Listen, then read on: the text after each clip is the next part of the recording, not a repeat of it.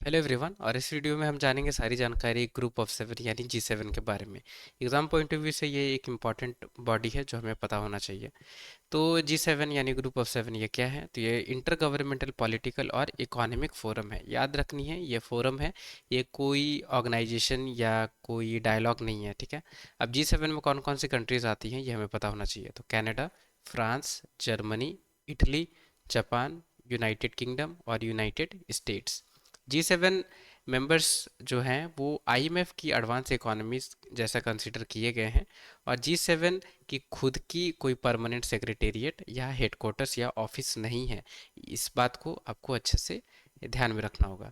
G7 countries यानी जितने भी मेंबर्स हैं G7 कंट्री के अंदर, राइट, जैसे कि अभी हमने जस्ट देखा कि कनाडा है, फ्रांस है, जर्मनी है, इटली है, जापान है, यूनाइटेड किंगडम है, यूनाइटेड स्टेट्स हैं।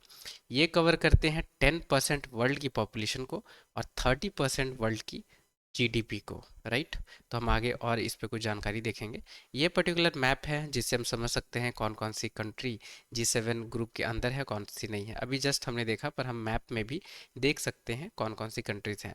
ये मैप यहाँ प्लेस करने का यही मतलब है, यही रीज़न है ताकि मैं आपको बता सकूं कि इंडिया इसकी मेंबर नहीं है, राइट, G7 की नहीं है। ना ही चाइना है, ना ही रशिया है, ना ही सऊदी अरेबिया है, ना ही यूएई है, ना ही ईरान है, ओमान है, राइट, ना ही ऑस्ट्रेलिया, राइट। ये पिक्टोग्राफिकल मेमोरी आपकी बिल्ड करने के लिए ये पर्टिकुलर चार्ट या आप कह सकते हैं मैप, ये मैंने यहाँ प्लेस किया है। तो ये सारी थी जानकारी G7 ग्रुप के बारे में। उम्मीद करूँगा आपको ये पसंद आई होगी और आपने नॉलेज गेन किया होगा। तो वीडियो ज़रूर लाइक करें और चैनल ज़रूर सब्सक्राइब करें।